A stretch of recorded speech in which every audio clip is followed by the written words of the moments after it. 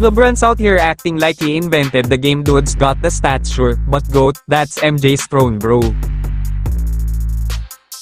Diretsyahan sinabi ni Dennis Rodman na hindi si LeBron James ang greatest of all time sa NBA kundi si Michael Jordan ang GOAT. Naging former teammate ni Rodman si Jordan sa Chicago Bulls at nakasungkit sila ng 3 championships na magkasama. Kaya sa usaping sino ang greatest of all time sa NBA, binara na ni Rodman si LeBron James na hindi siya ang GOAT dahil nasaksihan ni Rodman kung gaano kagaling si Jordan lalo na sa prime nito. Ayon kay Rodman, kaya ni LeBron umiscore o gumawa ng stats at pasa rin pa niya kay LeBron James na parang akala ni LeBron siya yung nag-imbento ng basketball.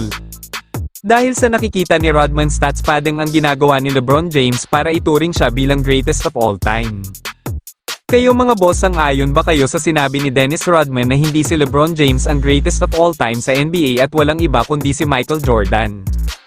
O sadyang hindi lang matanggap ni Dennis Rodman ang mga achievements ni LeBron James na nagiging dahilan kung bakit si LeBron ang itinuturing na GOAT ng NBA? Kung may komento kayo mga boss, pakilagay na lang sa ibaba at ating pag-uusapan yan, at huwag sanang kalimutang mag-like, follow at share ng videos ko. Maraming salamat mga boss, ingat palagi at God bless.